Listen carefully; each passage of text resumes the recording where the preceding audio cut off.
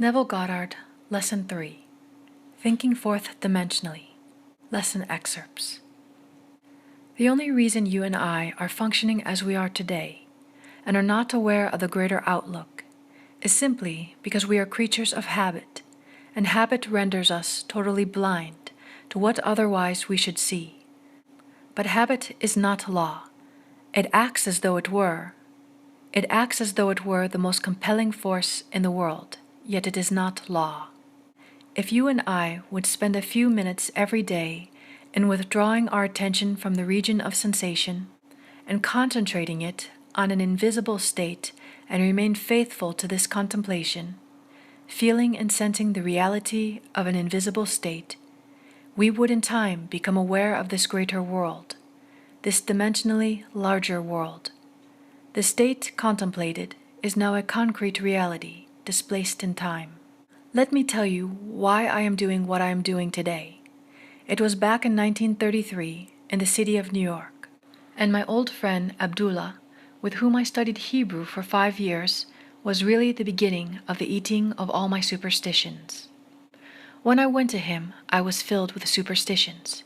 I could not eat meat. I could not eat fish. I could not eat chicken. I could not eat any of these things that were living in the world. I did not drink, I did not smoke, and I was making a tremendous effort to live a celibate life. Abdullah said to me, "I am not going to tell you, you are crazy, Neville, but you are, you know. All these things are stupid," but I could not believe they were stupid.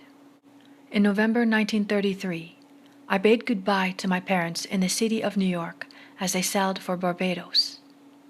I had been in this country 12 years with no desire to see Barbados.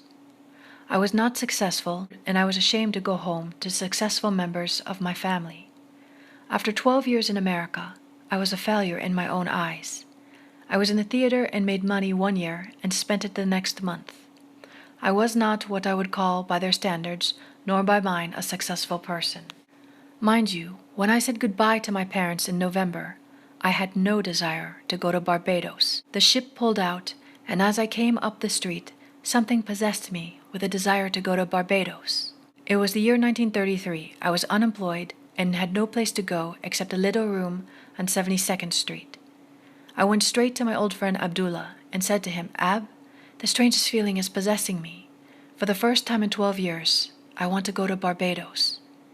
"If you want to go, Neville, you have gone," he replied. That was very strange language to me. I am in New York City on 72nd Street, and he tells me I have gone to Barbados. I said to him, "What do you mean I have gone, Abdullah?" He said, "Do you really want to go?" I answered, "Yes." He then said to me, "As you walk through the door now, you are not walking on 72nd Street. You are walking on the palm-lined streets, coconut-lined streets. This is Barbados.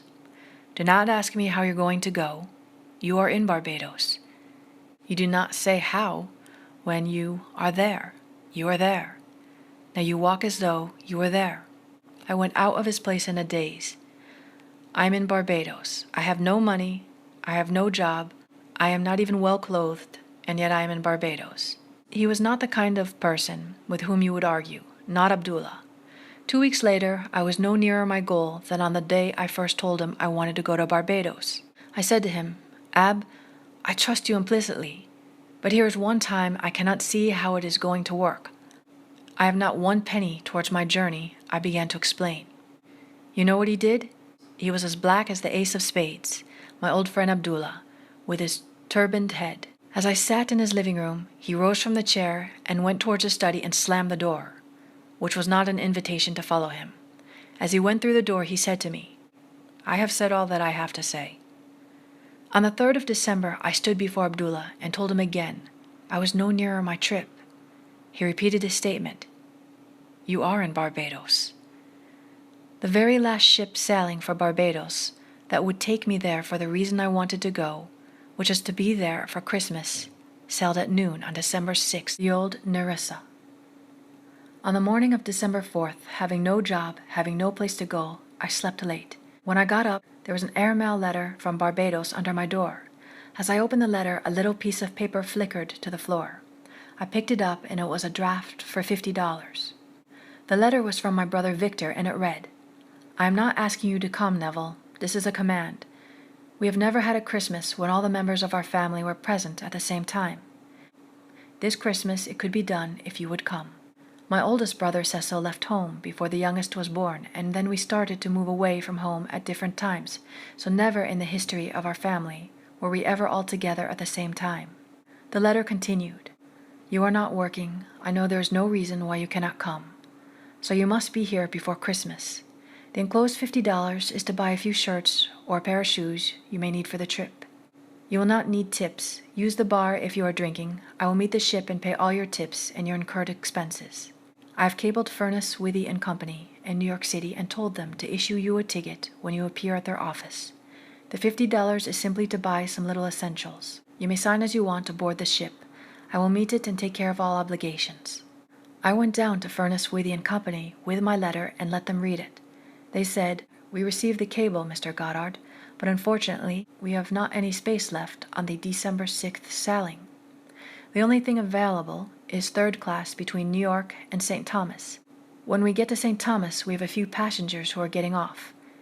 You may then ride first class from St. Thomas to Barbados, but between New York and St. Thomas you must go third class, although you may have the privileges of the first class dining room and walk the decks of the first class." I said, "I will take it." I went back to my friend Abdullah on the afternoon of December 4th and said, "It worked like a dream." I told him what I had done, thinking he would be happy. Do you know what he said to me? He said, "Who told you you're going on third class? Did I see you in Barbados, the man you are going third class? You are in Barbados, and you went there first class." I did not have one moment again to see him before I sailed on the noon of December 6th. When I reached the dock with my passport and my papers to get aboard the ship, the agent said to me, "We have good news for you, Mr. Goddard. There has been a cancellation and you are going first class." Abdullah taught me the importance of remaining faithful to an idea and not compromising. I wavered, but he remained faithful to the assumption that I was in Barbados and had traveled first class. When I came back to New York in 1934, after 3 heavenly months in Barbados, I drank, I smoked, and did everything I had not done in years. I remembered what Abdullah had said to me. "After you have proven this law, you will become normal, Neville. You will come out of that graveyard. You will come out of that dead past where you think you are being holy. For all you're really doing, you know, you are being so good, Neville. You are good for nothing." I came back walking this earth a completely transformed person. From that day, which was in February 1934, I began to live more and more. I cannot honestly tell you I have always succeeded. My many mistakes in this world, my many failures would convict me if I told you that I have so completely mastered the movements of my attention that I can at times remain faithful to the idea I want to embody.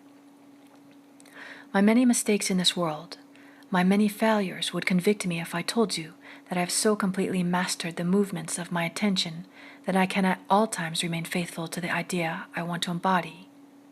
But I can say, with the ancient teacher, although I seem to have failed in the past, I move on and strive day after day to become that which I want to embody in this world. Suspend judgment, refuse to accept what reason and the senses now dictate, and if you remain faithful to the new diet, you will become the embodiment of the ideal to which you remained faithful. If there is one place in the world that is unlike my little island of Barbados, it is New York City. In Barbados, the tallest building is 3 stories, and the streets are lined with palm trees and coconut trees and all sorts of tropical things. In New York City, you must go to a park to find a tree. Yet I had to walk the streets of New York as though I walked the streets of Barbados. To one's imagination, all things are possible. I walked feeling that I was actually walking the streets of Barbados, and in that assumption, I could almost smell the odor of the coconut-lined lanes. I began to create within my mind's eye the atmosphere I would physically encounter were I in Barbados. As I remained faithful to this assumption, somebody canceled passage and I received it. My brother in Barbados, who never thought of my coming home, has the commanding urge to write me a strange letter. He has never dictated to me, but this time he dictated, and thought that he originated the idea of my visit. I went home and had 3 heavenly months, returned to first class, and brought back quite a sum of cash in my pocket, a gift. My trip, had I paid for it, would have been $3,000, yet I did it without a nickel in my pocket. I was identified with the feeling of being there. I slept as though I were there, and the entire behavior of man was molded in harmony with my assumption. I did not need to go down to Furness, Withy and Company and beg them for a passage, asking them to cancel someone who was booked first class. I did not need to write my brother and beg him to send me some money or buy me a passage. He thought he originated the act. Actually, to this day, he believes that he initiated the desire to bring me home. My old friend Abdullah simply said to me, "You are in Barbados, Neville. You want to be there? Wherever you want to be, there you are. Live as though you are, and that you shall be." One of the most difficult things for man to give up are his superstitions, his prejudice. He holds on to these as though they were the treasure of treasures. If there is something tonight that you really want in this world, then experience in imagination what you would experience in the flesh were you to realize your goal, and deafen your ears and blind your eyes to all that denies the reality of your assumption.